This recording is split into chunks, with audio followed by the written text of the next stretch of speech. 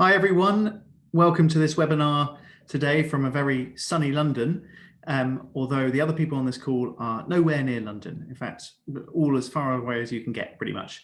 My name's Jason, I'm one of the directors of UES Education. Today we're going to be talking about demonstrated interest, which is a part of university admissions that many people aren't aware of, but has certainly been coming up a lot in discussions very recently. So hopefully we're going to be able to give you a good idea of what that means and how students can use it to their advantage and how it can be very useful for everyone. But before I do that, I'd love to introduce our speakers today. Very pleased to have on the call, first of all, in no particular order we have Megan Mankerian-Stem, who is from Creighton University. Megan, do you want to say a little bit about yourself? Hey everybody, it's a pleasure to join you this evening. So I'm the Director of International Enrollment at Creighton University in Omaha, Nebraska, which is right in the middle of the US. Great, thanks. And next we have Sam, who is from Hong Kong Baptist University. Sam? Hi everyone, I'm Sam Wong from Hong Kong Baptist University. I'm working as an admissions manager here.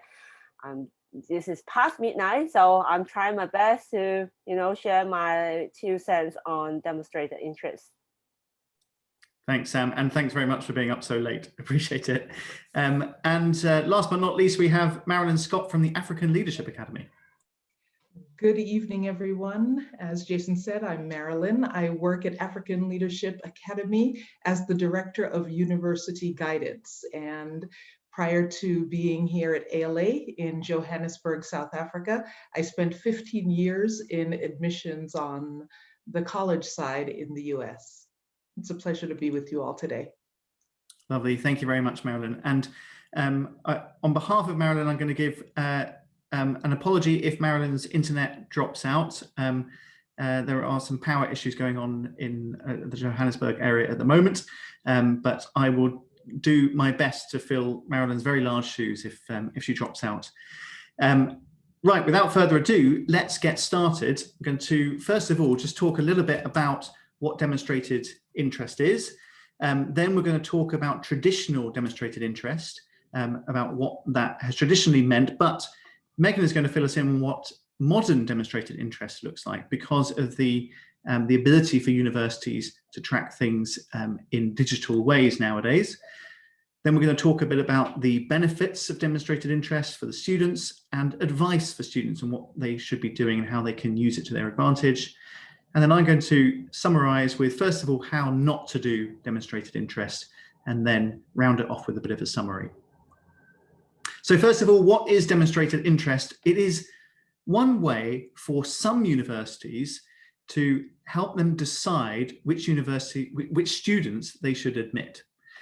I've put some there because not all universities do this, and not all of them do it in the same way. And some will be placing much more importance on it than others, and some might not care about it at all. But what is common is that there are certain elements of making contact with universities that are going to be helpful for at least a student, but might also be helpful in other ways that you don't realize.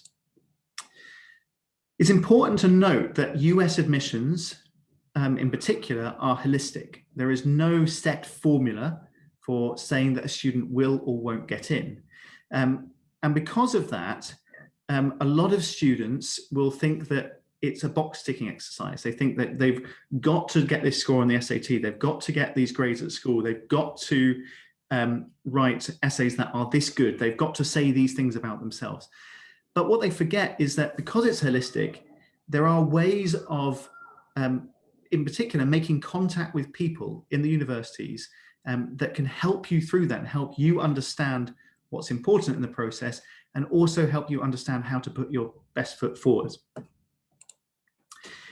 Human interaction is always really important.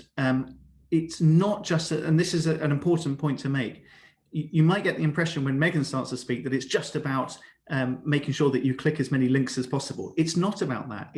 It's about making contact with humans. And I think we're going to iterate that several times today.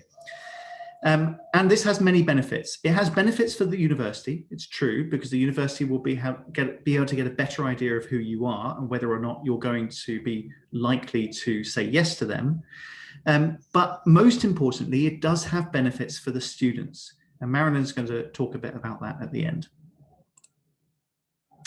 So, Sam, would you like to tell us what is traditional demonstrated interest? Thank you, Jason. I'm the one who talk about traditional ways to demonstrate interest because we are a rather small university, and then I get to talk to all the students who apply. And as student, when you think about demonstrating your interest, you might think, okay, great, I'll do it. How? Actually, just go to the website. And when you go to the website, most of the time nowadays, you will see a contact form that you can fill in.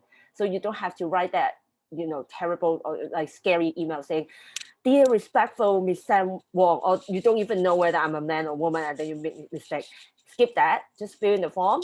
When I see your name, I will email you. You can leave us your interest, your questions, and no matter what, we got your name, and then we'll start sending you information. You will get important information like deadlines and stuff like that. And then after filling in the form, you will receive one from us. You can just reply that email and start emailing us. And the great thing about emailing us is that you can get correct information from us, stop guessing from the website, or stop using hearsay as your source of information. And for us, we can get to know more about you and give you information you might never ask for. For example, if you're from a certain area, I might tell you exactly that scholarship that is available to your country or student from your region. That might be a surprise for you. And then you can move on to prepare your personal statement. I know not all the university ask for personal statement, not even for us, it's optional here, but it's a great way to let us know where you're coming from instead of just, showing us the number, because you are a human being behind those numbers and we're interested in your story. So when you're preparing all this, getting all the information, it's always good to join an event if you can. I know that, many students say, oh, I would visit the campus if I can, but because of the pandemic and all that, actually, you can also join an online event. I think that will be on the slide as well. Jason, could you please give us a click? Thank you. It would be great if you can join an event. And then when you join the event, I strongly suggest you to ask a question. You might not have to turn on your camera or mic, but type a question. The thing is, even when I'm attending online fairs, I will always go, follow up on the student who asked me question. And it doesn't have to be like a standard one, like just don't go to every booth and ask what is your deadline. That kind of thing you can find it online. But maybe something about you, something that you're really interested in. For example, you like to play music. You can ask me if we have a band. That leaves us an impression, and also you get some information, and then we will reach out to you. And the last bit will be apply early, I think. Yes, that's actually the most obvious way to demonstrate your interest. And it will be beneficial, especially for a university that runs on rolling basis, meaning they process application on a rolling basis. So if you apply early, you might actually get an advantage of getting a scholarship, if not just an offer. So demonstrating interest is important, but you can do it wrong. So I have some tips on writing emails. That will be on the next slide, please, Jason. So when writing emails, first of all, it would be great if you can find the right person. So in many universities, we divided, the entire planet by region, continent. For example, I myself take care of Africa and South Asia. So try to find that rep on the website. Even if you can't find the specific person, at least go to the admissions office, write to the admissions office instead of just, randomly to a department or to the president's office. Sometimes you get that too. And the second thing will be the second point. Yes, introduce yourself. Thank you, Jason. We got a lot of email saying, I want scholarship, and that was it. Not even a full stop. And you know what? I don't mind, because I know you need the information, but I hate it when I don't know who I'm writing to. So it would be great if I at least have your name. It would be best if you can tell us where you are studying, which grade or what kind of curriculum, so we can give you this precise information on the requirements, maybe sometimes the requirements for scholarship. So we can give you way more information than you would expect if you can tell us a little bit about yourself. So that will help. Next one would be be polite and direct. Now, I understand that it could be scary writing to an admissions officer. You don't know who we are. Well, actually, we are just like this. We are just like happy people who like to share information. And it will help us if you are being direct. So you don't have to beat the bushes. Just come, dear Sam, I'm from say Creighton from UK. I would like to know about scholarship at university. If you have a few questions, try point form. That helps us to give you information as well. And it's always nice to say thank you. So I think that's my 2 cents on the traditional way of demonstrating interest. Thank you, Jason. Passing on to Megan. So of course, oh, go ahead. Sorry, Jason. I was just going to say thanks, Sam, and Megan took it away. So of course, on the university side now as well, we have started to really incorporate technology and data and how we can continue to track demonstrated interest and do it in a way that saves us time, but make sure that we are really capturing, the type of interactions that you're having with us. So we do track a lot, if not all of your online and in-person interaction. So for example, if you go to our website, that kind of information can be tracked. Which pages were you on? How long were you on those pages? To things like every email that comes in, we track. And I'll show you a little bit the system, kind of little behind the scenes of what that kind of looks like. To any virtual event you go to, anything like that. We do this because it helps us understand how likely it is that you are to attend our institution. And if you're going to be a good fit in our institution, which could be helpful for not just admissions, but looking at any of our special programs like honors or Dean's Fellows programs to special scholarships, things like that. So it does go beyond just admissions. And even then, like I said, how likely it is, even if you are admitted, that you are to actually attend our institution. We know you have options, but we also, reporting up to our bosses, have to let them know, how many students we actually think will attend. So we use this data in a lot of different ways. The personal interactions that Sam just talked about are incredibly important in this process as well. So even though we might send some of these emails out through our technology, they are still personal emails to you, or the emails that you send in to us. Yes, once again, they're tracked through the technology, but you are still talking to me as a person, and I will be your advocate for you through both the admissions process or any of those special programs or scholarships. So having those positive interactions with me means that when I go to these committees, I can say, I talked to the student, they are excellent, because this is something they told me in an email that I think really means that they would be great for this program, or that they really deserve this scholarship because they've done this activity or something like that. So this is kind of what one of the systems that universities use, kind of the behind the scenes, like I mentioned. So we're looking at a test account for Miss Beyonce Knowles that everybody knows. As you can see on here, she was a traditional freshman applicant for this fall. She's from Omaha, Nebraska, so a local student. On this main page, this is where we track a really good summary of who you are. So who your assigned counselor is, what you might be missing for your application, your contact information. So for example, where you see on the right-hand side where it says connect, I could actually click on that email address. That's one of our employees in our office, but it would say your email address or Beyonce Knowles' email address. I'd click on that. I would send you a personalized email, but then it tracks in this system. And then, like I said, we could use that data for so many different things. So this is a great snapshot for, some of that basic information. If we go to the next slide, I'll show you what it looks like for some of the other things that we do. So this checklist, this is the application checklist. So the things that that you need to submit as part of the application, this is just how we see it. It's just a very different way of how we see it. In track, if we've received it or if we're still waiting it, right below it where it says material. So when you email me and say, hey, my counselor sent my transcripts, have you received it? I can see if we've received it in the new materials and if it just needs to come off your checklist. But at the bottom, the activities. So this is one place that we will track some of the activities that you have done. So if you've come to like a virtual event, or if you have sent us any other documents or interacted with us in some ways. And this is some of the data that we would use then to track, like I said, a number of different things in figuring out if you're going to attend my institution, if you're going to be a good fit at my institution.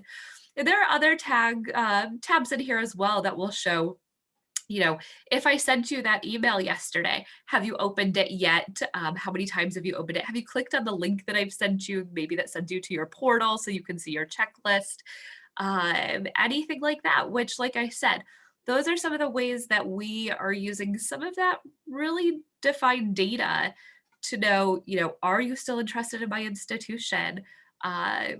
If I offer you that scholarship, that additional scholarship, are you likely to attend? Are you still reading my emails?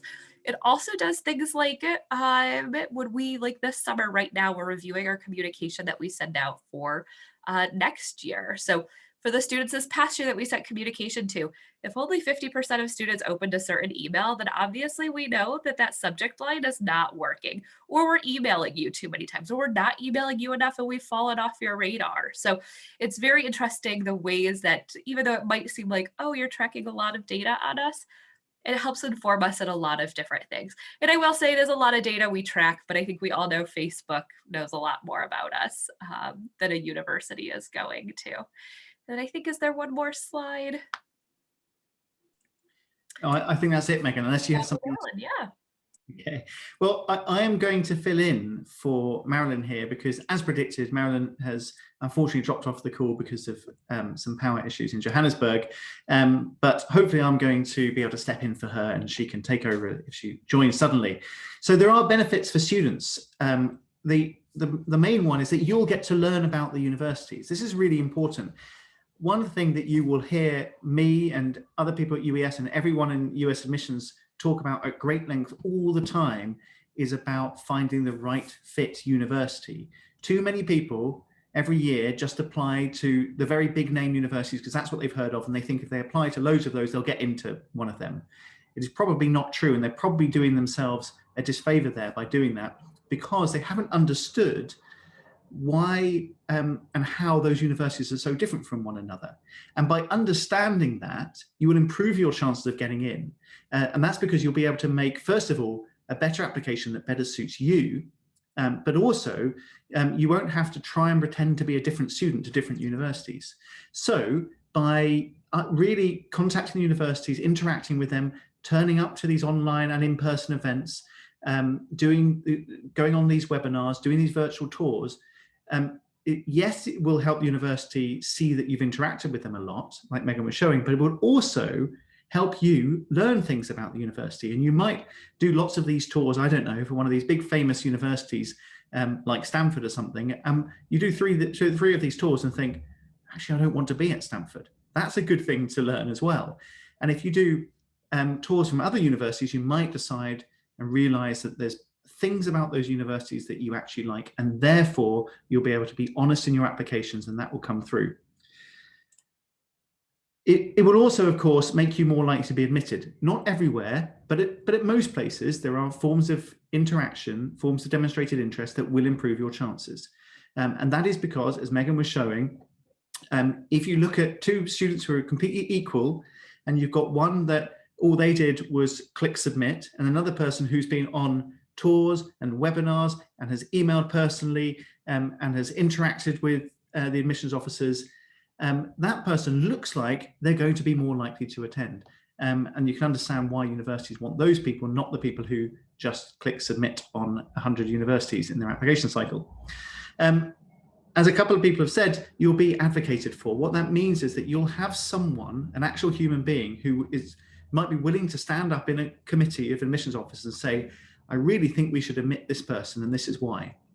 Now, before this call, I was talking to Megan and Sam and Marylyn about the fact that on Monday, I was talking to a sports coach of a university. I'm not going to name it or name the sport, but what he said was that he has in the past convinced the university to admit people to his team at university who weren't as good as other people who could have been on that team. And the reason for that was that that person got in touch with them, made the case for themselves, really wanting to go to that university. And then he advocated for them in the committee and said, I think it's better to admit this person because I think they're A, more likely to stay at this university, and B, will be a better team member because look at the way he or she contacts us. So it's a good thing to be able to do that and get someone on your side who's going to help you. You will also have someone you can turn to for advice. The admissions process is complicated in most places in the world. It's difficult. Every university is different. So if you've got someone that you've made contact with and you think, I genuinely don't know the answer to this question or how to apply or what I should do, you've got someone you can contact and you know that they're going to get back to you because they're interested in you and care about you as a person. So it's great to be able to make contact with people who are going to help you in that way. And finally, you'll get excited about enrolling.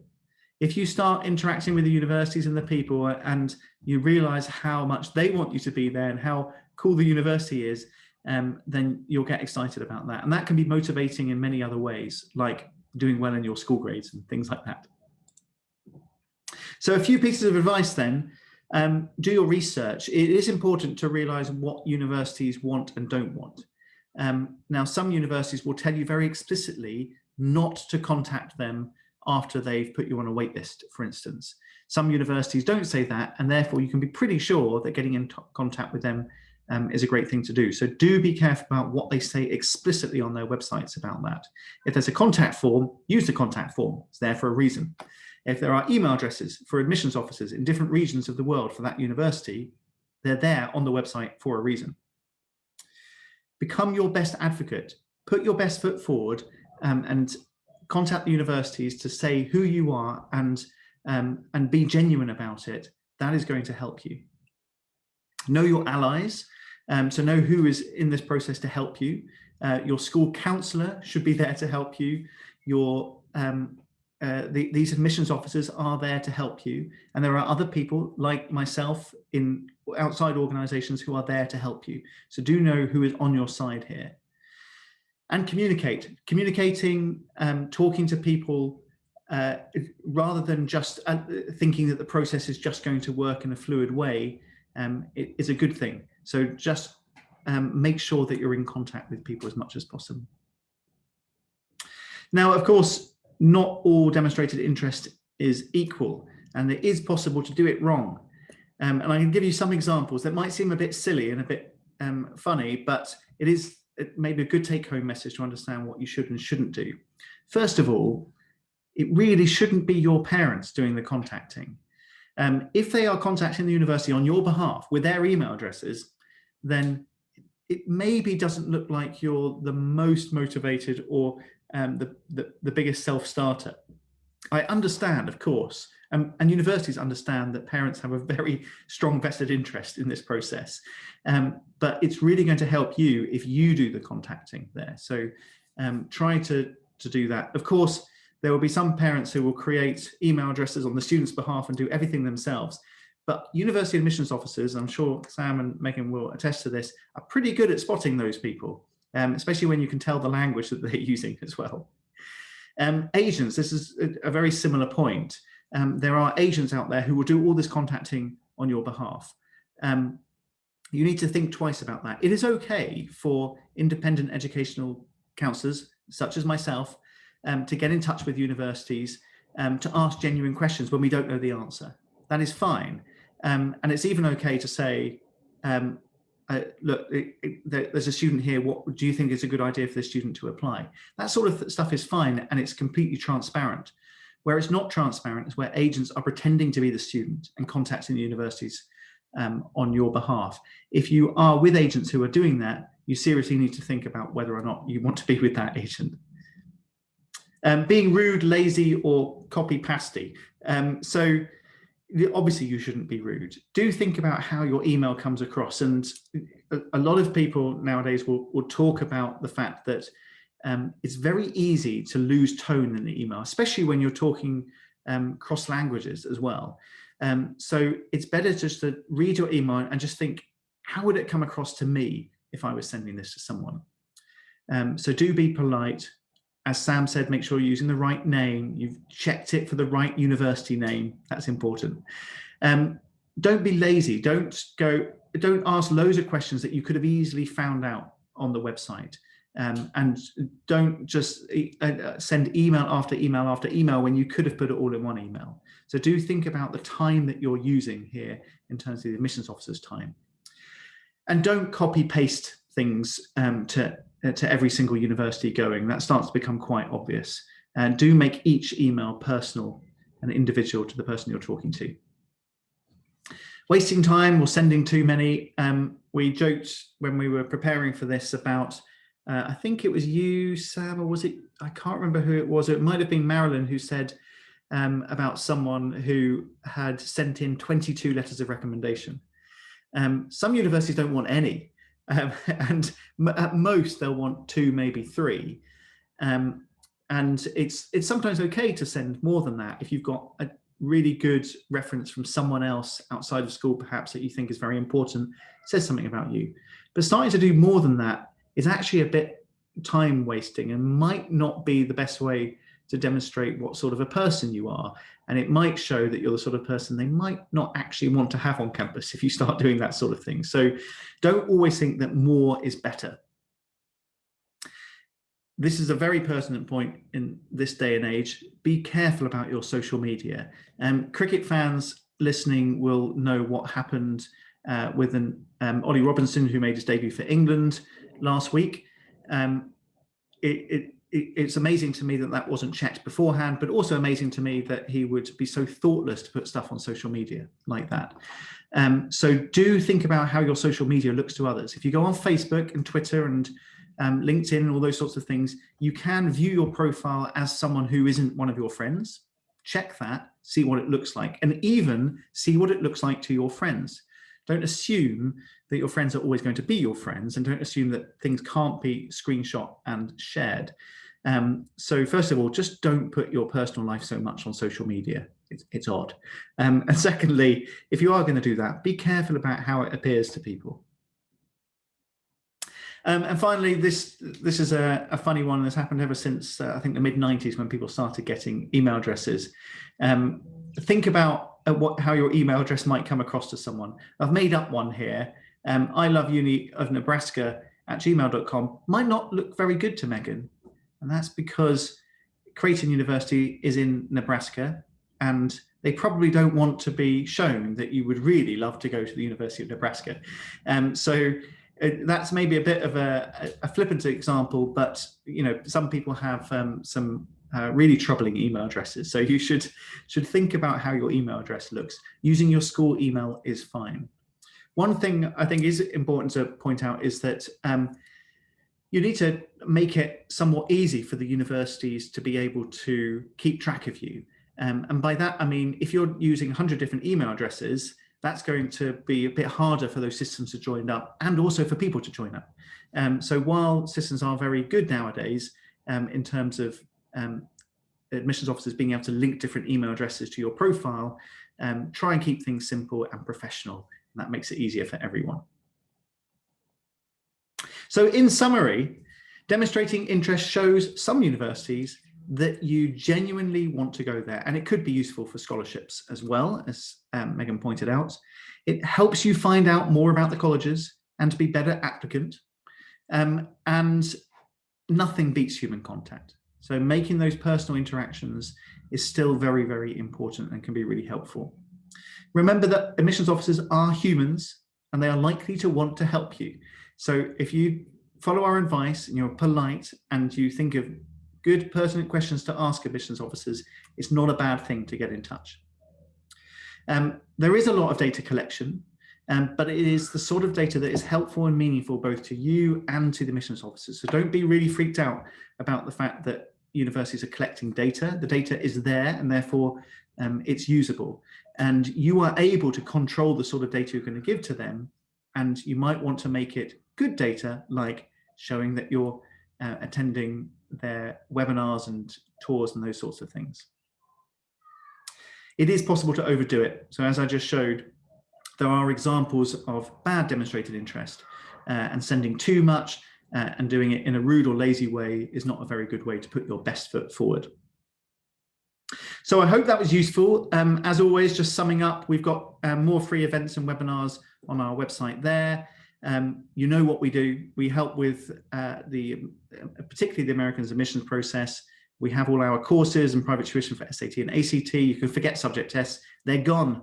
They are no more. The last subject test was held on Saturday.